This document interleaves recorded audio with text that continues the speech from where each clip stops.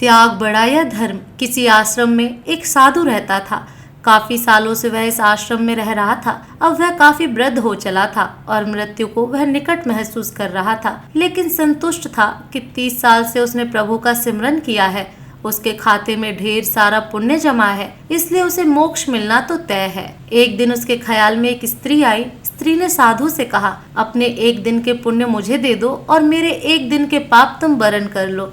इतना कहकर स्त्री लोप हो गई। साधु बहुत बेचैन हुआ कि इतने बरस तो स्त्री ख्याल में ना आई। अब जब अंत नजदीक है तो स्त्री ख्याल में आने लगी। फिर उसने ख्याल झटक दिया और प्रभु सुमिरन में बैठ गया। स्त्री फिर से ख्याल में आई। फिर से उसने कहा कि एक दिन का पुण्य मुझे दे दो और मेरा एक दिन का पाप तुम बरन कर लो। इस बार साधु ने स्त्री को पहचानने की कोशिश की, लेकिन स्त्री का चेहरा बहुत धुंधला था। साधु से पहचाना नहीं गया। साधु अब चिंतित हो उठा कि एक दिन का पुण्य लेकर यह स्त्री क्या करेगी। हो ना हो ये स्त्री कष्ट में है, लेकिन गुरुजी ने कहा हुआ है कि आपके पुण्य ही आपकी असल पूंजी है, यह किसी को कभी मत दे बैठना। और इतनी मुश्किल से पुण्यों की कमाई होती है, यह भी दे बैठे तो मोक्ष तो गया। हो ना हो ये मुझे मोक्ष से हटाने की कोई साजिश है। साधु ने अपने गुरु के आगे अपनी चिंता जाहिर की। गुरु ने साधु को डांटा, मेरी शिक्षा का कोई असर नहीं तुझ पर। पुण्य किसी को नहीं देने होते, यही आपकी असली कमाई है। साधु ने गुरुजी को सत्य वचन कहा और फिर से प्रभु सुमिरन में बैठ गया। स्त्री फिर ख्याल में आ गई। बोली, तुम्हारा गुरु अपूर्ण है, इसे ज्ञान ही नहीं है। तुम तो अशक्ति छोड़ने का दम भरते हो।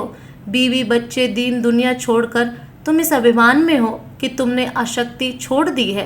तुमने और तुम्हारे गुरु ने तो अशक्ति को और जोर से पकड़ लिया है। किसी जरूरतमंद की मदद तक का चरित्र नहीं रहा तुम्हारा तो। साधु बहुत परेशान हो गया। वह फिर से गुरु के पास गया, स्त्री की बात बताई। गुरु ने फिर साधु को डांटा। गुरु पर संदेह करवा कर वह तुम्हें पाप में धकेल रही है। जरूर कोई बुरी आत्मा तुम्हारे पीछे पड़ गई है। साधु अब कहाँ जाए। वह वापस लौट आए और फिर से प्रभु सुमिरन में बैठ गया। स्त्री फिर ख्याल में आई। उसने फिर कहा, इतने साल तक अध्यात्म में रहकर तुम गुलाम भी बन गए हो। गुरु से आगे जाते इतने साल के अध्ययन में तुम्हारा स्वतंत्र मत तक नहीं बन पाया। गुरु के सीमित ज्ञान में उलझ कर रह गए हो। मैं अब वही कह रही हूँ, मुझे एक दिन का पुण्य दे दो और मेरा एक दिन का पाप बरन कर लो। मुझे किसी को मोक्ष दिलवाना है, यही प्रभु इच्छा है। साधु को अपनी अल्पज्ञता पर बहुत ग्लानि हुई। संत मंत कहता है कि पुण्य किसी को मत दो और धर्म कहता है जरूरतमंद की मदद करो। यहाँ तो फंस गया। गुरु भी राह नहीं दे रहा कोई। लेकिन स्त्री मोक्ष किसको दिलवाना चाहती है। साधु को एक युक्ति सूझी, जब कोई राह न दिखे तो प्रभु से तार जोड़ो, प्रभु से राह जानो, प्रभु से ही पूछ लो कि उसकी रजा क्या है। उसने प्रभु से उपाय पूछा। आकाशवाणी हुई। वाणी ने पूछा, पहले तो तुम ही बताओ कि तुम कौन से पुण्य पर इतरा रहे हो। साधु बोला, मैंने 30 साल प्रभु सुमिरन किया है। 30 साल में भिक्षा पर रहा हूँ, कुछ संचय नहीं किया। त्याग को ही जीवन माना है। पत्नी बच्चे तक सब त्याग दिया। वाणी ने कहा, तुमने 30 वर्ष कोई उपयोगी काम नहीं किया, कोई रचनात्मक काम नहीं किया। दूसरों का कमाया और बनाया हुआ खाया। राम राम, अल्लाह अल्लाह, गॉड गॉड जपने से पुण्य कैसे इकट्ठे होते हैं मुझे तो नहीं पता।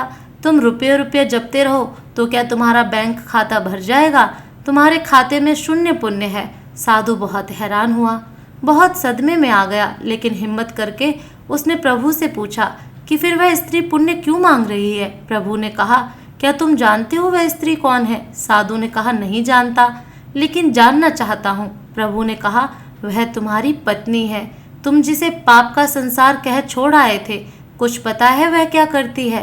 साधु की आंखें फटने लगी। उसने कहा, नहीं प्रभु, उसके बारे में मैं कुछ नहीं जानता। प्रभु ने कहा, तो सुनो, जब तुम घर से चुपचाप निकल आए थे तब वह कई दिन तुम्हारे इंतजार में रोई।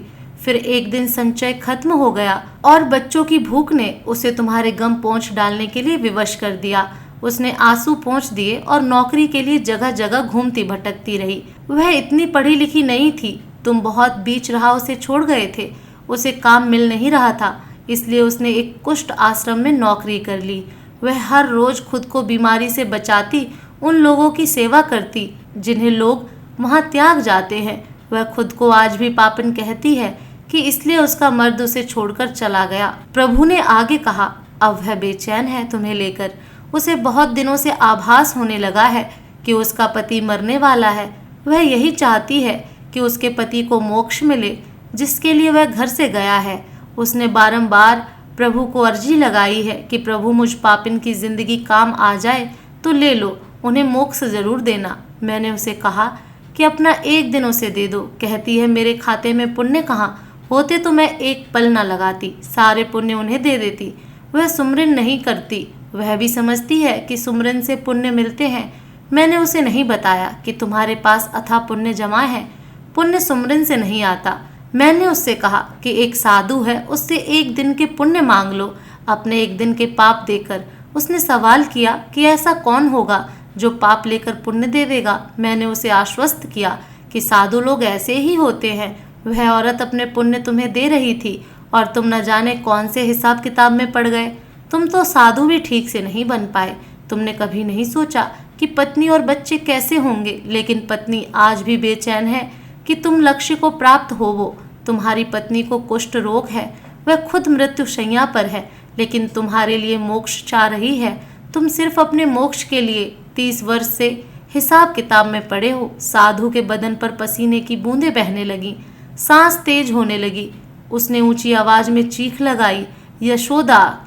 साधु हड़बड़ा कर उठ बैठा, उसके माथे पर पसीना बह रहा था।